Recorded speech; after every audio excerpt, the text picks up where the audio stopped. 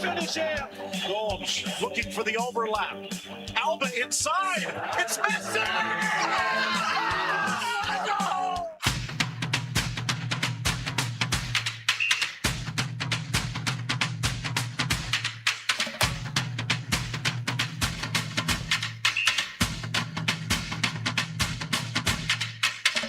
Yes, a beautiful Friday morning to you listeners out there. And of course, the program you're onto is Sports Diaries. This is coming to you from no other station but iPower 102.7 FM. And this is your delectable sports program. And I am your favorite sports diva. And this morning, I will be taking you on an eventful ride through the world of sports, beginning from the latest sports update, expert analysis, and exciting highlights in the sporting arena. So stay tuned to iPower 102.7 FM and let's get the sports party started. Beginning strong from the World Cup, where we've got this exciting one on the World Cup update.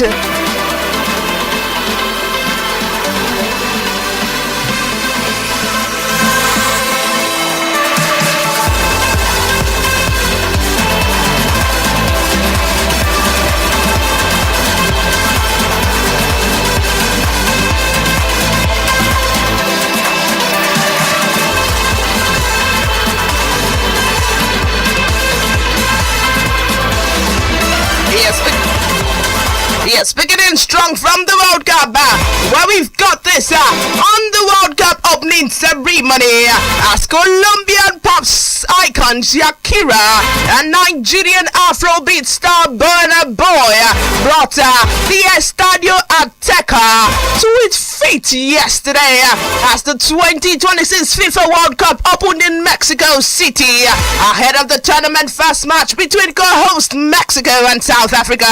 The pair performed Die Die, the official song for the tournament, and what was the highlight of a colorful opening ceremony that also featured prominent performers from Mexican music royalty, including Alejandro Fernandez, Tulila Downs, and Belinda. Dancers also twirled around the giant replica of the World Cup trophy as fireworks lit up the historic 80,000 capacity stadium, which has been renovated for this year's tournament, the Estadio Azteca, one of the football's most storied venues, previously hosted in 1970 and 1986 World Cup finals. Occasions are graced by Pelé and Diego Maradona respectively, and yesterday welcomed the world's biggest sporting event for the record third time, with Mexico becoming the first nation to host the tournament on 3 occasions.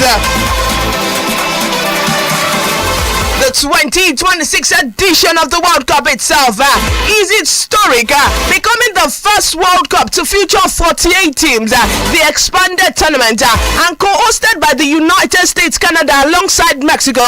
It will feature 104 matches, with the final scheduled for the 19th of July in New Jersey, while the mood inside the stadium was celebratory, since outside were far less orderly. Thousands of fans pushed and shoved as they attempted to enter the official fan zone in Zocala Plaza ahead of the 6 p.m. GMT kickoff, with access hampered by metal barriers erected to prevent protesting cheaters from entering the area. Some fans threw water bottles and directed insults at police, and others chanting in support for Mexican team. But the whole event was a blast. Yes, moving away from that, still talking World Cup, of course. World Cup opening and talking Mexico and South Africa match yesterday, as one of the co-hosts of the 2026 World Cup. Mexico opened the tournament with a dramatic 2-0 win over South Africa on Wednesday night. The match was a repeat of the opening game of the 2010 edition, which ended 1-1.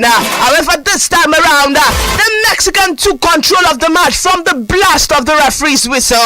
They were rewarded with the first goal within 10 minutes of play. Julian Quinones opened the scoring in the 91th minute, and Raul Jimenez doubled the lead in the 67th minute. The goal secured the victory for the co-host against South African side side that finished with 9 men after 2 red cards. Mexico also saw Cesar Montes sent off in stoppage time, but they took all 3 points. Yes, still talking World Cup, of course. But we've got this coming from South African coach Bross. South African head coach Hugo Bross has claimed that the 2-0 defeat to Mexico in the opening games of the World Cup that happened yesterday was due to poor tactical composure. Yes, Hugo also cited costly individual mistakes from their loss to the co-host. He also said on our when the first goal comes, I don't think I need to say something about it. But when they scored the second goal, the Mexican player brought my player down. That happened. The referee decided something else. But it is a little pity that we had to finish the game with 9 players. I think my team played a good game. Some moments were in the game. Some moments we were in the game. Man, Mexico were even desperate. They didn't know how to find the space. Everything was good. But the only thing we had to work on was learning how to keep possession. In the first 20 minutes, the Mexico side kept my team under pressure. And for the 2 mistakes my team conceded in a moment when we did not have to lose the ball, we got punished. Yes, those were comments from South Africa head coach Hugo Bross as regards their loss to Mexico in the opening of the 2026 World Cup.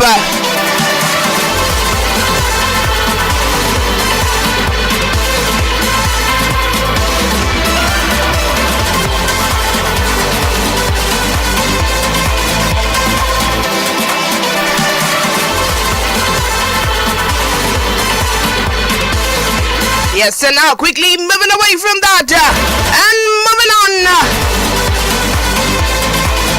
Well, we've got this coming directly from the La Liga, and this is on Real Madrid and Jose Mourinho.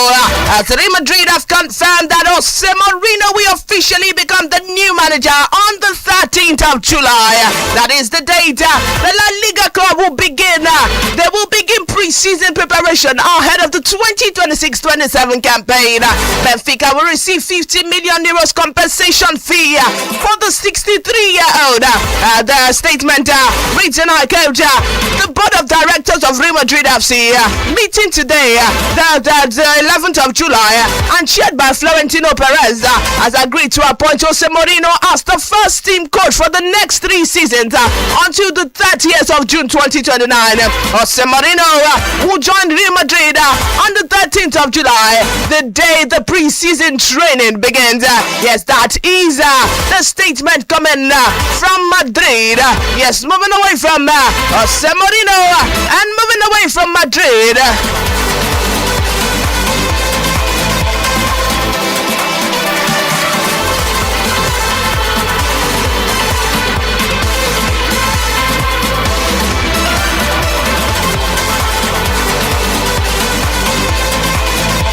Yes, well, we've got these on the 2026 World Cup, and this is coming from FIFA, as this is coming from FIFA's president Gianni Infantino, as he has claimed that they don't have control over everything. Infantino was speaking on the eve of the 2026 World Cup while addressing issues surrounding visas into the United States. When asked if he felt the World Football Governing Body had lost control of the tournament, these accusations came up after Somali referee Omar Attan was turned away at the US border, and members of the Iran team support staff were refused visa. Well, Infantino said at the press conference, he said, we are trying to find solutions, but then we need to respect that we are not the kings of the world who can rule over government and police forces. We are sports organizations. The tournament kicked off yesterday with one of the co-hosts, Mexico, taking on South Africa.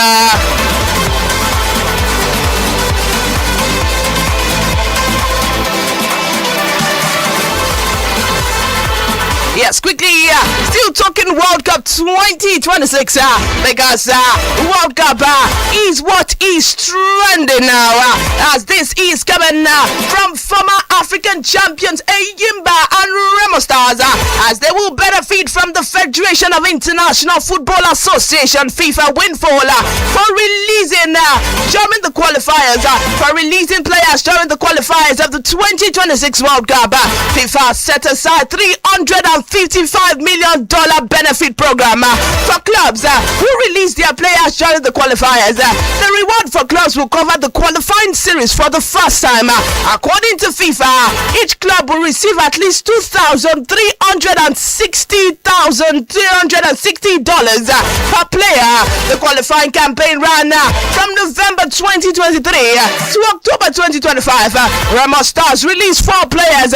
Benin Republic goalkeeper Adebiyo Bassa in 8 matches. Kayode Bankole in 2 matches.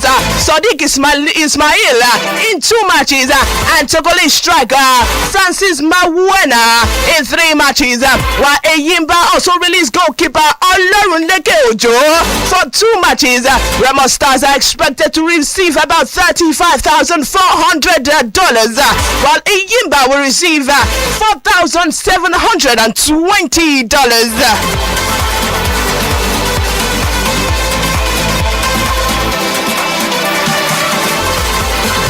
Yes, quickly moving away from that and moving on to the NWFL playoffs, of course, where we've got these on FC Rubber Queens as FC Rubber Queens have bounced back into reckoning in the Nigerian Women Football League NWFL Super 6 playoffs, claiming their stunning 2-0 victory over Nasarawa Amazons in Port Harcourt. The Lagos Land Ladies, who lost their opening fixtures to Rivers Angels and Edo Queens, scored twice in the second half. It was Nasarawa Amazons' first defeat of the NWFL Super 6 playoffs. Falconet striker Okbayemi Ajakaye gave FC Rubber Queens the lead 1 minute before the hour mark. Before Nasarawa Amazons could recover from the setback, FC Rubber Queens struck again through Kemi Adekoya. Despite the win, Clement Oshaon side still remain bottom of the log, while Nasarawa Amazons sit in second position.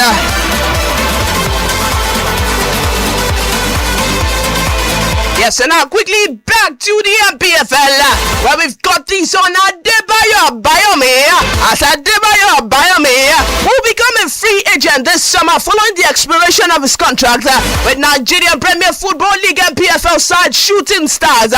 Bayome's current deal with Shooting Stars runs out at the end of the 2025-26 MPFL season.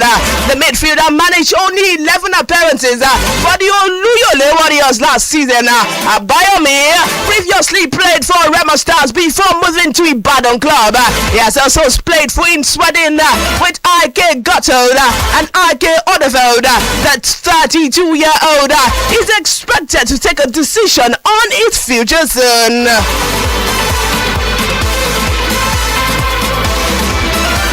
Yes, quickly moving on, well, we've got this coming straight from the transfer scene, and this is on Chelsea, and this is coming from Richard Olise, as Chelsea have announced the departure of Richard Olise from the club after a decade. He's included in the list of players released following the conclusion of the 2025-26 season. The Blues have also confirmed that Olise will leave Stamford Bridge when his contract concludes on the 30th of June 2026.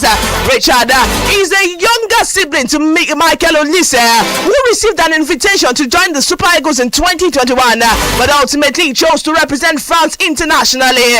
The Bayern Munich player is anticipated to play a significant role for the Les Blues in the forthcoming World Cup. The younger Olise concludes a 10-year relationship with Chelsea, having entered the club's academy at the under-19 level.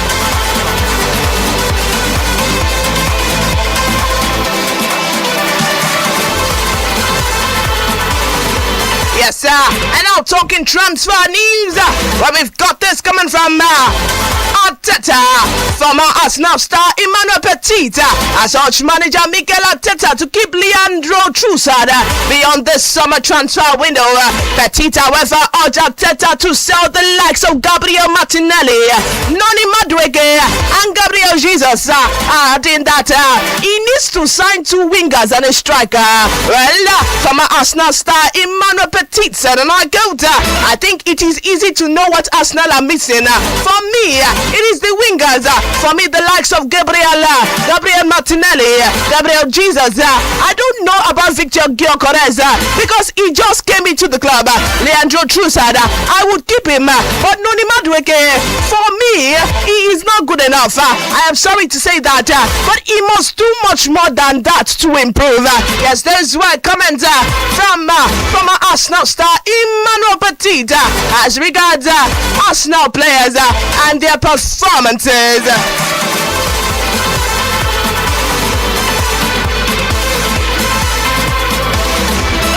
Yes, still talking transfer, of course, and now headed to Bayern Munich, where we've got this as Bayern Munich have handed Arsenal a major summer transfer blow in the battle to sign Eintracht Frankfurt star Nathaniel Brown.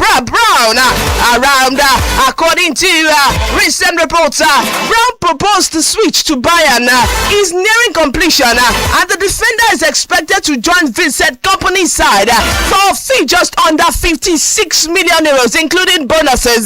This comes after the Bundesliga champions saw off competition from Arsenal to win the race for the fullback. Brown has established himself as one of the brightest young talents in Germany. The 22-year-old has made the squad list to represent Germany at the World Cup. Yes, still talking transfer and moving on. Well, we've got this one.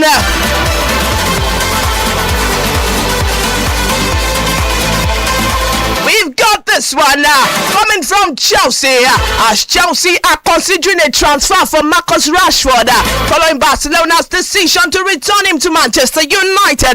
Rashford had aspirations of securing a permanent contract with Barcelona after spending the previous season on loan at the new camp. The 28-year-old, who is gearing up for England's World Cup campaign, made a significant impact at Barcelona, netting 14 goals across all competitions as a Flick's team clinched La Liga and the Spanish Super Cup, while also advancing deep into the Champions League. When Barcelona arranged the loan for Manchester United player last summer, they were given the opportunity to sign Rashford for approximately 26 million euros.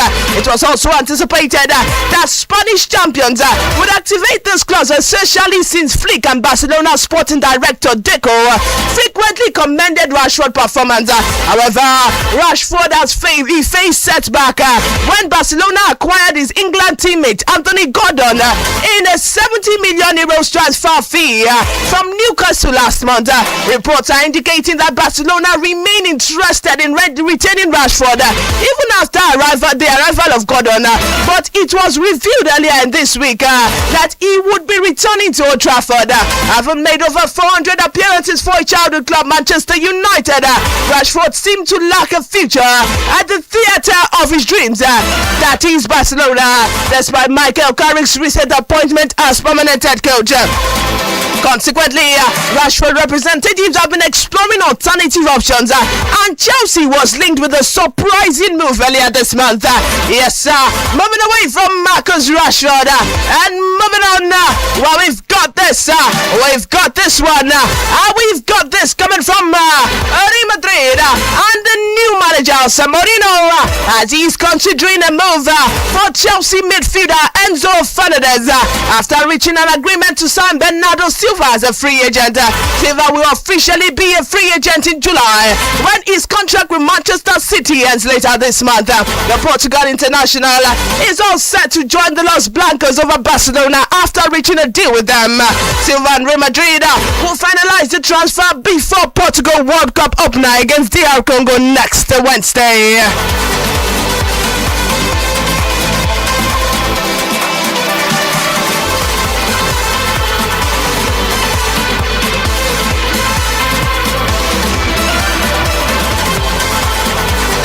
Yes, and now quickly moving on on. And now back to the World Cup. Well, we've got this on the match between South Korea and Czech Republic.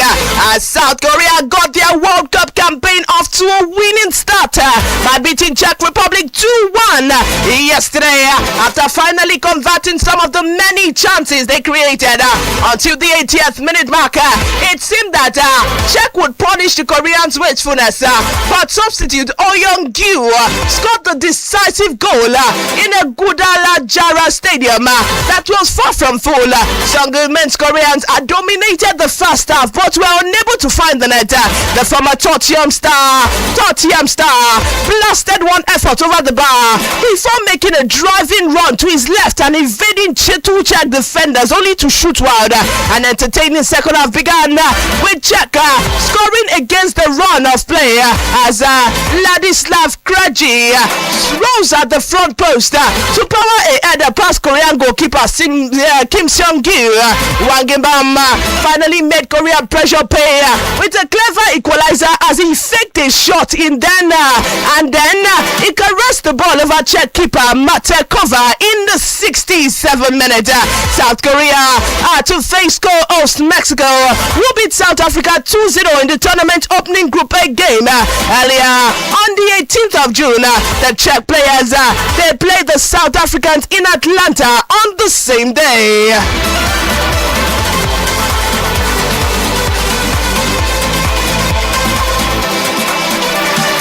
Yes, and now quickly moving on well, we've got this coming from Ronaldo as Ronaldo has declared that Portugal is ready for the 2026 FIFA World Cup after his side edged Nigeria Super Eagles 2-1 in their final warm-up fixtures on Wednesday. The Portugal captain posted a message on Instagram shortly after the full-time whistle at the Estadio de Megales Pessoas, writing, "The preparation is done. Eyes on the World Cup. It was not a flawless evening for the host, but we expect more and we expect the best." Yes.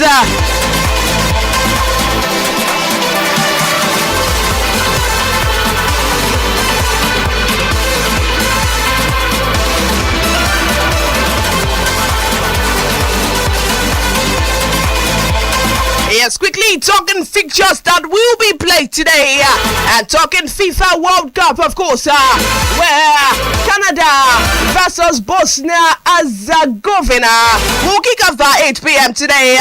United States versus Paraguay will kick off by 2 a.m. today.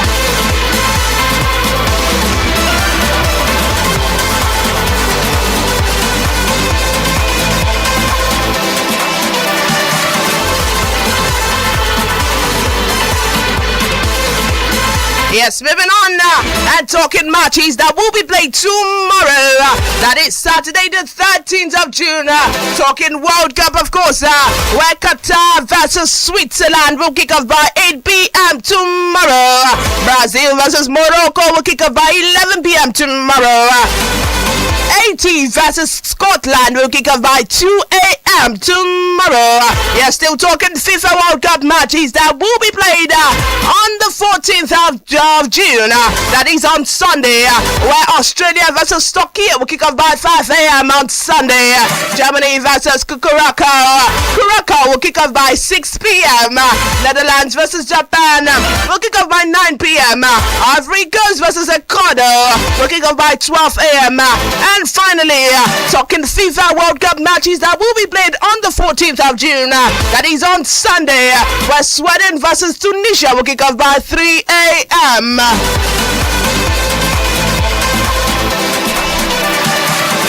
Yes, and with that, we've come to wrap on today's edition of Sports Diaries. Many thanks to those who made today's program possible. Many thanks to those who are here with me in the studios this morning.